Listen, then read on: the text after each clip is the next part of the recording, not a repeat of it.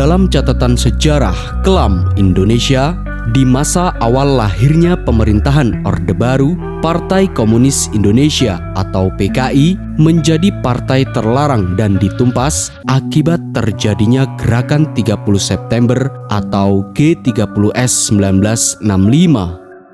Dengan begitu, banyak sisa-sisa anggota PKI yang lari dan bersembunyi hingga mencoba membangkitkan kembali kekuatan PKI. Maka sisa-sisa pengkhianat PKI itu mencoba meloloskan diri. Di antaranya mereka menyusup ke daerah Jawa Timur, terutama ke wilayah Blitar Selatan. Untuk membangkitkan kembali kekuatan PKI dan menggalang massa, para gerombolan PKI sering melakukan aksi teror, baik perampokan, penculikan, hingga pembunuhan terhadap masyarakat sipil, termasuk terhadap para ulama dan santri. Salah satu aksi teror yang dilakukan PKI dengan kejam adalah penghabisan nyawa terhadap pemuka agama di Desa Bakung, Kecamatan Bakung, Kabupaten Blitar, Jawa Timur saat bulan suci Ramadan tahun 1967, tepatnya setelah usai sholat tarawih.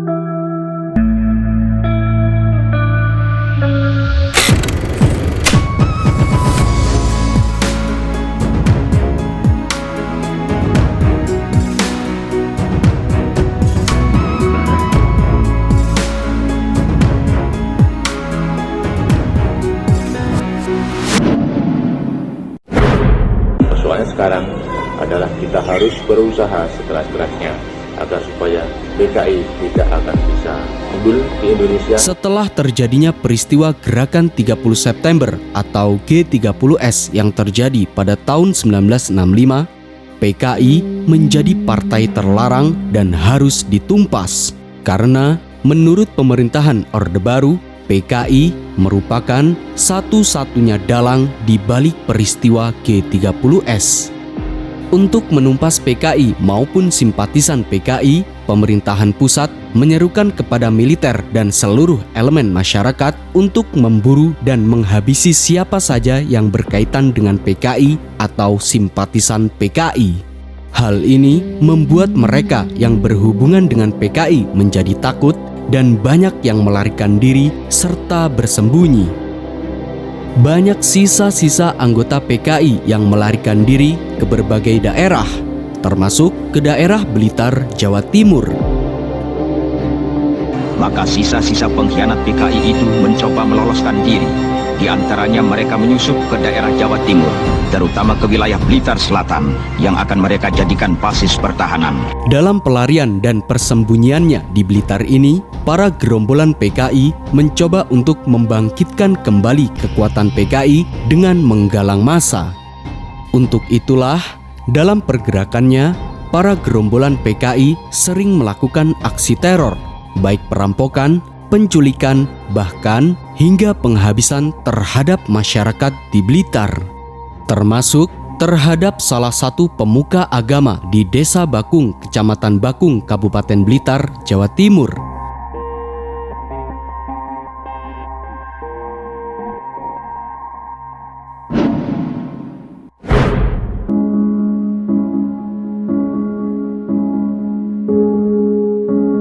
September 1967.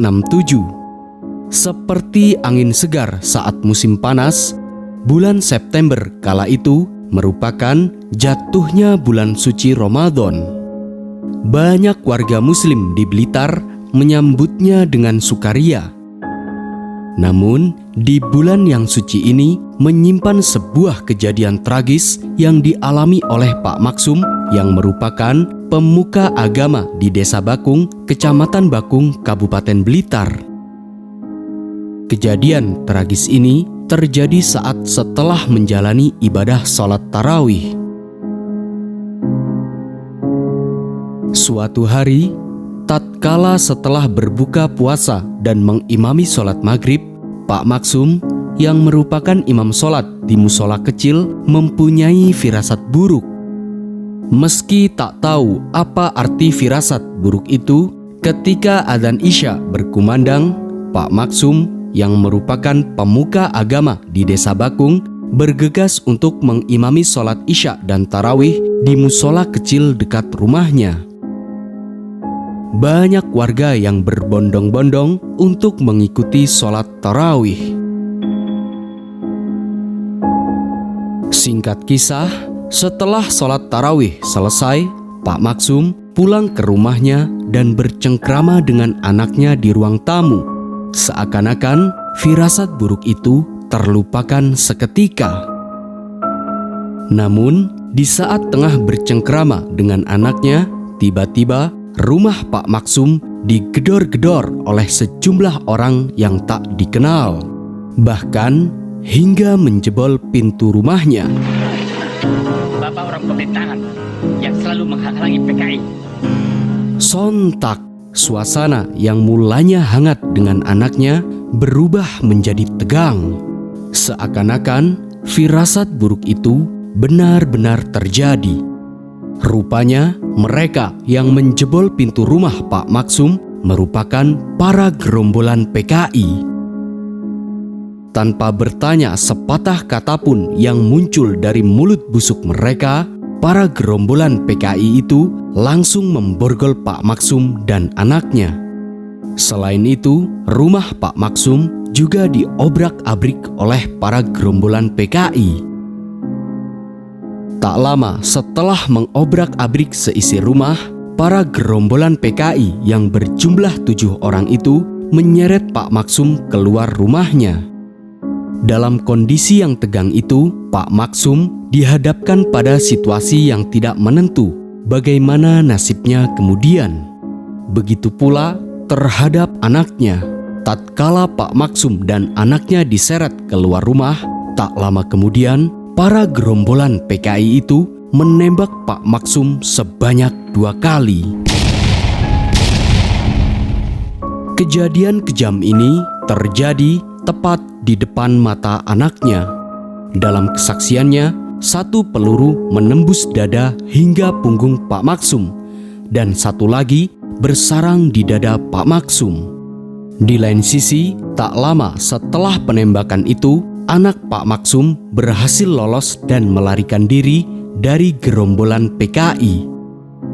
Dengan sekuat tenaga, anak Pak Maksum lari dan melompat pagar rumahnya serta mengambil kentongan milik tetangga untuk meminta pertolongan warga.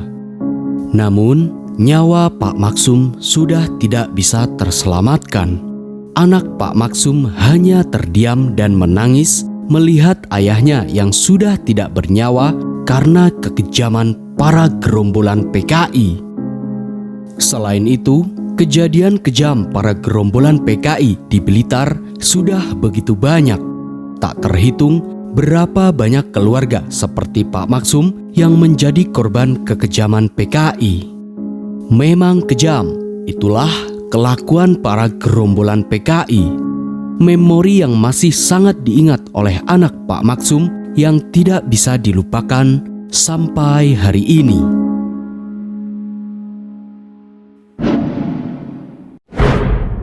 Berdasarkan atas perintah operasi nomor 5 tanggal 29 Mei 1968, Pangdam 8 Brawijaya telah membentuk Komando Satuan Tugas Trisula dengan komandannya Kolonel Witarmin, Wakil Komandan Letkol B. Sasmito, dan Kepala Staf Letkol Sugando.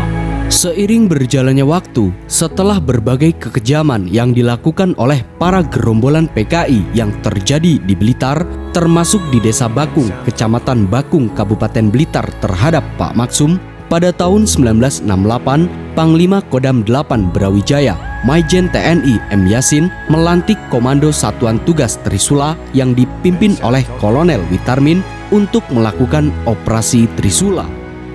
Dalam pelaksanaan Operasi Trisula ini, Kodam Brawijaya mengerahkan Batalion Infanteri 531, 511, 513, 521, dan Batalion Infanteri 527. Selain itu, Kodim Wilayah Blitar, Tulungagung, hingga Kodim Wilayah Malang serta beberapa koramil juga dilibatkan dalam Operasi Trisula ini. Resimen Pasukan Komando Angkatan Darat atau RPKAD dan TNI Angkatan Udara juga diterjunkan untuk membantu jalannya Operasi Trisula atau operasi untuk membasmi sisa-sisa gerombolan PKI. Akhirnya, pada tanggal 1 Juni 1968, Operasi Trisula resmi dilaksanakan dan dilakukan di daerah Blitar Selatan. Pelaksanaan Operasi Trisula pertama kali dilakukan di Suruhwadang, Maron, dan Ngeni yang merupakan basis PKI di Blitar Selatan. Dalam operasi pertamanya, sekitar 4.000 gerombolan PKI ditangkap. Yon 511 di bawah komando Mayor Subagio meninggalkan basisnya di Blitar menuju ke sektor B. Pada tahap ini, pelaksanaan operasinya disentralisir pada kompi-kompinya yang disesuaikan dengan situasi. Operasi gabungan yang sangat kuat ini membuat banyak anggota PKI di Blitar Selatan akhirnya menyerah. Namun, ada pula yang masih melawan, meski dalam posisi terdesak.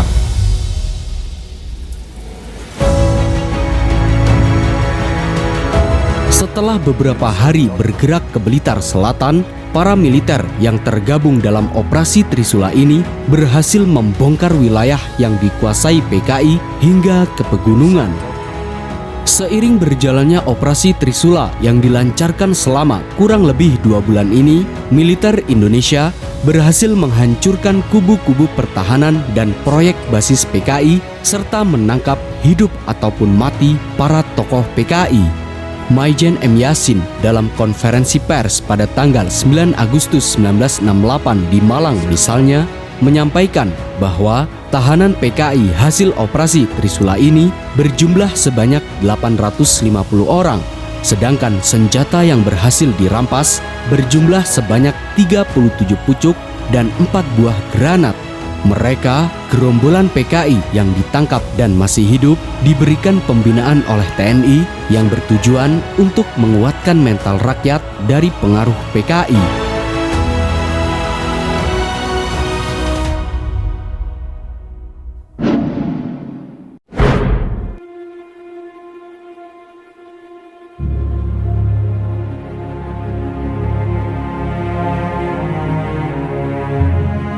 Roda kehidupan terus berputar.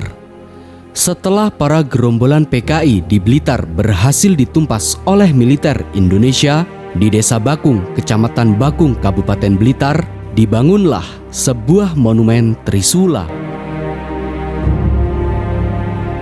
Monumen yang diresmikan pada tanggal 18 Desember 1972 ini merupakan monumen untuk mengenang aksi heroik militer Indonesia dalam menumpas sisa-sisa gerombolan PKI di Blitar.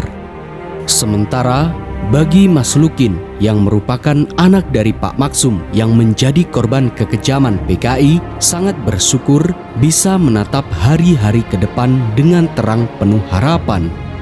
Walaupun tak dapat mengembalikan nyawa ayahnya, setidaknya para gerombolan PKI di Blitar telah berhasil ditumpas.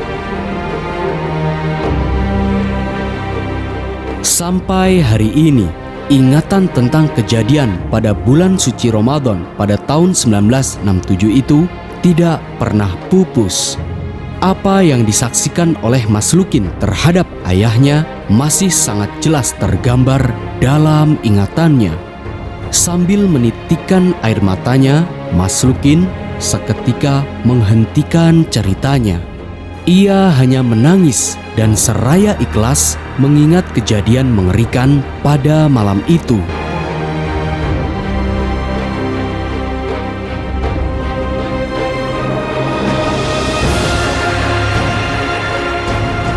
Catatan hitam dan berbagai tindakan kejam yang dilakukan oleh suatu kelompok terhadap kelompok maupun individu adalah sejarah kelam yang tidak boleh terulang dalam negara kita, sebab perang saudara akan melahirkan balas dendam tiada henti hingga selamanya. Salam Mata Hati Pemuda, salam Jas Merah.